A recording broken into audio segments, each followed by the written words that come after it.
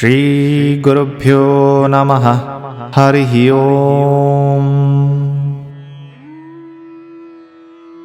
नसों नाड़ियों से बनी यह दयनीय काया पीड़ा का ही स्रोत है। यह निचेष्ट लगती है पर है समझबूझ वाली, लगती है चेतन पर है ये अचेतन। यह केवल भ्रम में डालने वाली है।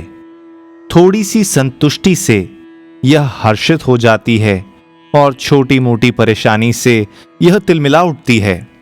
यह काया सचमुच अत्यंत हेय है। यह शरीर की तुलना केवल एक वृक्ष के साथ की जा सकती है। शाखाएं ही बाहें हैं, तना ही धड़ है, छिद्र ही नेत्र हैं, फल ही सिर है और पत्ते तरह तरह की बीमारियां हैं। यह जीवों का विश्राम स्थल है। कौन कह सकता है कि यह मेरा अपना है?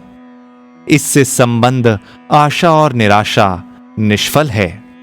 यह किसी को दी हुई नाव के समान है जिससे वह जन्म मरण के सागर का संतरण कर सकेगा, परंतु इसे कदापि स्व या आत्म रूप नहीं समझ लेना चाहिए।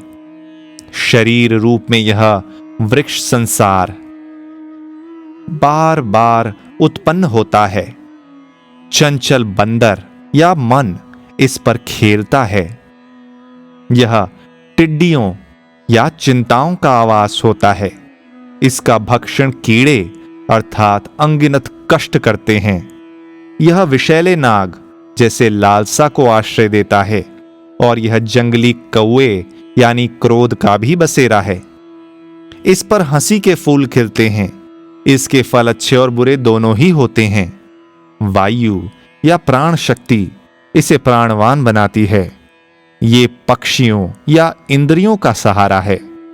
यह यात्री यानी कामना और इच्छाओं की छाया देने वाला या सुख प्रदान करने वाला है।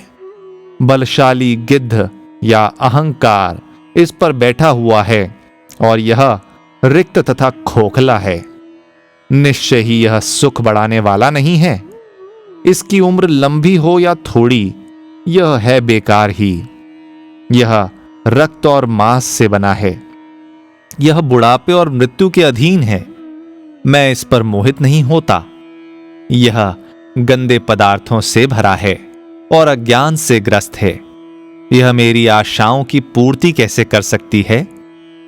यह शरीर रोगों का घर है, मनोभावों, मनोदशाओं और मनोव्यथाओं का क्षेत्र है। मैं इस पर मोहित नहीं। धन क्या, राज्य क्या, शरीर क्या, मृत्यु ने इसे निर्दयता पूर्वक सीमित कर रखा है। मृत्यु के समय यह कृतघ्न काया इस आत्मा को त्याग देती है जो इसमें वास करती तथा इसकी रक्षा करती थी। ऐसी काया पर मैं क्या भरोसा करूं? निर्लज होकर यह बार बार बंधी बंधाई क्रियाओं में प्रवृत्त रहती है। इसका अंतिम प्रयोजन यही है कि इसे जला दिया जाए। कोई व्यक्ति चाहे अमीर हो या गरीब, रहता है वह जरा और मृत्यु से बेखबर ही, और रहता है धन और सत्ता में बंधे हुए ही। उन लोगों के लिए शर्म की बात है जो अज्ञान रूपी मदिरा से बेसुध इस शरीर से बंधे रहते हैं। उन लोगों के लिए भी शर्म की बात है जो इस संसार से बंधे रहते हैं। भूल से जिस बचपन को लोग सुख और आनंद का काल कहते हैं, वह भी दुखों से भरा है। असहाय होना, दुर्घटनाएं, लालसाएं, अपने को अभिव्यक्त करने की अक्षमता, घोर मूर्खता, खिलवाड़पन, अस्थिरता, अशांतता आदि बाल्यावस्था की ही विशेषताएं हैं। बच्चा जल्दी खींच उठता है, उसे जल्दी गुस्सा भी आ जाता है, जल्दी आंसू भी बहने लग जाते हैं। इस तथ्य का उल्लेख जोरदार ढंग से किया जा सकता है। किसी मरणासन्न वृद्ध या रुग्ण व्यक्ति की तुलना में बालक की व्यथा अधिक भयावह होती है। बाल्यावस्था में बालक की स्थिति ठीक वैसी ही हो जाती है जैसी दूसरों पर आश्रित रहने वाले जीव की। बच्चे के चारों ओर इतनी घटनाएं होती हैं जो उसे विचलित और भ्रमित कर देती हैं, उसे भयभीत कर देती हैं और सनकी बना देती हैं। बालक जल्दी प्रभावित होता है और बुरी बातों का प्रभाव उस पर और भी जल्दी पड़ता है। फल यह होता है कि बालक अपने माता पिता द्वारा प्रताड़ित और दंडित किया जाता है। बाल्यावस्था पराधीनता की अवधि के अतिरिक्त और कुछ भी तो नहीं। यद्यपि देखने में बालक निरीह होता है, परंतु सच्चाई यह है कि सभी प्रकार के दोष, आपराधिक प्रवृत्तियां, बावली चेष्टाएं उसके अंदर उसी प्रकार छुपी या सुप्त रहती हैं जिस प्रकार दिन के उजाले में उल्लू अंधेरे छिद्र में छिपा रहता है। महर्षि, मुझे उन लोगों पर दया आती है जो कहते हैं कि बाल्यावस्था उत्तम काल है। चंचल मन से बढ़कर और क्या व्यथा हो सकती है। बच्चे का मन अत्यंत चंचल होता है। यदि बालक कोई नई वस्तु प्रतिदिन नहीं ले पाता तो वह दुखी हो जाता है। चिल्लाना और रोना उसके मुख्य क्रियाकलाप हैं। यदि बालक को मनचाही वस्तु नहीं मिलती तो लगता है कि जैसे उसका दिल ही टूट गया हो। जब बच्चा विद्यालय जाता है तो उसे अध्यापक से दंड मिलता है। यह सब उसके कष्टों को और बढ़ाता है। जब बालक चिल्लाता है तो उसके माता पिता उसे सारा संसार लाकर दे देने की बात कहते हैं। यहीं से बालक में संसार के पदार्थों के प्रति आकर्षण उत्पन्न होता है और उसमें सांसारिक वस्तुओं को प्राप्त करने की इच्छा बलवती हो उठती है। माता पिता कहते हैं कि इस खिलौने के बदले तुम्हें चांद ला देंगे। बालक उनकी बातों को सच मान लेता है और अपने हाथों से चांद को पकड़ने की इच्छा कर लेता है। इस प्रकार छोटे बालकों ने ये भ्रांति का बीज पहले से ही अपने मन में डलवा लिया होता है। बालक गर्मी और सर्दी को सहता है, परंतु वह उसका परिहार नहीं कर सकता। तब कैसे कह सकते हैं कि वह वृक्ष से उत्तम है? पशुओं और पक्षियों की तरह बालक हर चीज को प्राप्त करने का निरर्थक प्रयास करता है, क्योंकि उसे घर के हर बड़े व्यक्ति का भय बना रहता है। बचपन के पश्चात व्यक्ति जवानी प्राप्त करता है, परंतु अपनी व्यथा को पीछे छोड़ नहीं पाता। उसे तरह तरह की अनेक मानसिक प्रक्रियाओं से गुजरना पड़ता है और वह एक कष्ट के बाद दूसरे बड़े कष्ट की ओर बढ़ता चला जाता है। वह समझदारी छोड़ देता है और लालसा रूपी उस भयावह चुड़ैल का आलिंगन कर लेता है जो उसके हृदय में वास करती है। उसका जीवन इच्छाओं और चिंताओं से भरा होता है। समझदारी ने जिसका साथ नहीं छोड़ा होता, वे भीषण प्रहारों को भी झेल लेता है। मैं इस क्षणिक युवावस्था पर भी मोहित नहीं हूं, जिसे थोड़े समय के सुख के बाद लंबे समय तक चलने वाला दुख आ घेरता है और परिवर्तनशील व्यक्ति भी अपरिवर्तनशील हो जाता है।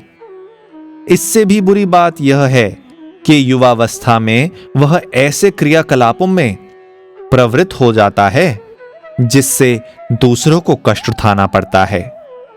जिस प्रकार वृक्ष का भक्षण जंगल की आग कर लेती है, उसी प्रकार लालसा की ज्वाला युवा के हृदय का भक्षण कर लेती है।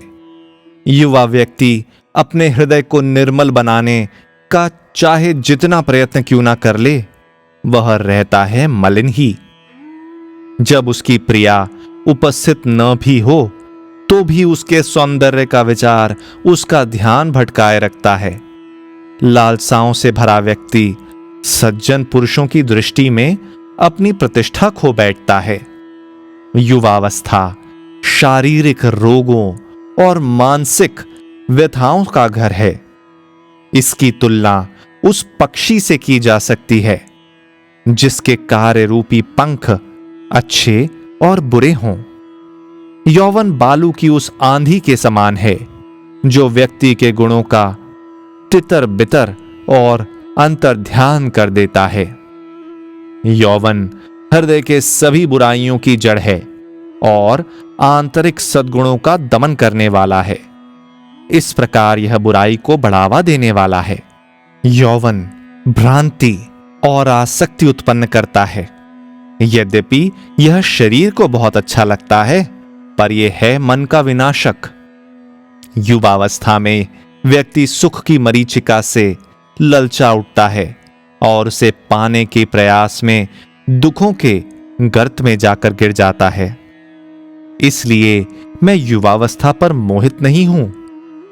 जब युवावस्था शरीर को छोड़कर जाने को होती है, उसी के द्वारा लगाए हुआ कामाभाव और भी तेज हो उठता है और व्यक्ति के शीघ्र विनाश का कारण बनता है।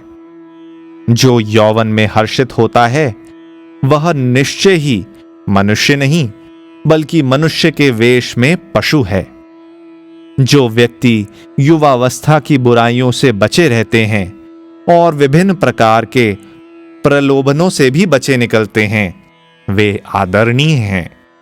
वही महान आत्माएं हैं और वही मनुष्य भी हैं। विशाल समुद्र को लांघना आसान है, परंतु यौवन के राग द्वेष पर बिना विजय पाए युवावस्था को लांघना अत्यंत कठिन है। युवावस्था में व्यक्ति कामासक्त हो उठता है।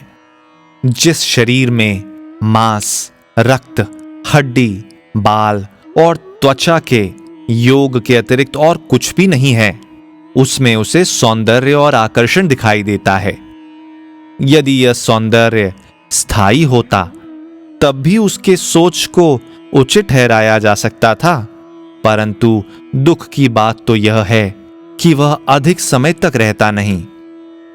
इसके विपरीत जो मांस सौंदर्य का सूचक था, प्रिया के सौंदर्य और आकर्षण का आधार था, वही सबसे पहले झुर्रियों में परिवर्तित हो जाता है और फिर उसे यह तो आग के हवाले कर दिया जाता है या गिद्ध और कीड़े मकोड़े आदि खा जाते हैं।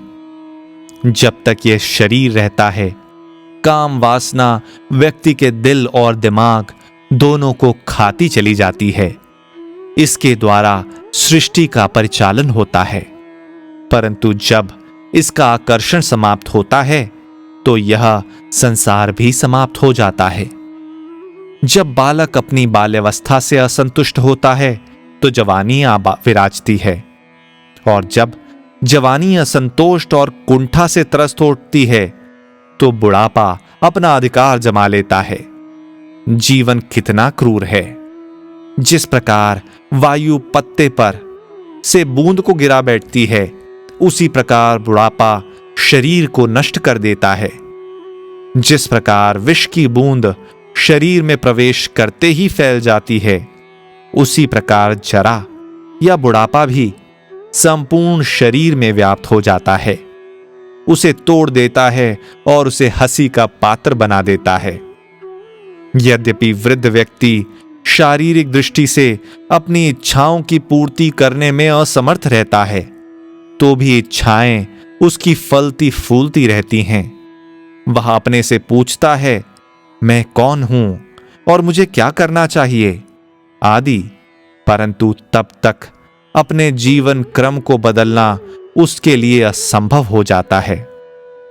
इस प्रकार न वह अपनी जीवन शैली को बदल पाता है और न उसके सार्थक ही बना पाता है। जरा का प्रारंभ होते ही कफ, सफेद बाल, सांस की परेशानी, बदहजमी, दुर्बलता आदि कष्टदायक लक्षण व्यक्ति को समय से पूर्व ही तोड़ देते हैं। जब बूढ़े व्यक्ति के सफेद सिर को यम तरबूज की तरह देखता है तो उसकी ओर लपक पड़ता है। जिस प्रकार बाढ़ नदी के तट पर खड़े पेड़ को जड़ों से काट देती है, उसी प्रकार बुढ़ापा तेजी से जवानी की जड़ों को काट देता है। फिर मौत आती है और उसे उठा ले जाती है। बुढ़ापा उस राजसी दूत के समान है जो मृत्यु रूपी सम्राट के आगे आगे चलता है। बुढ़ापा कितना रहस्यमय और स्तब्धकारी है। जिन्हें शत्रु नहीं जीत पाते और जो लोग अगम्य पर्वत शिखरों पर जाकर निवास करते हैं, उन्हें भी यह बुढ़ापे की राक्षसी दबोच लेती है। इसी के साथ आज का अध्याय समाप्त होता है। फिर मिलेंगे।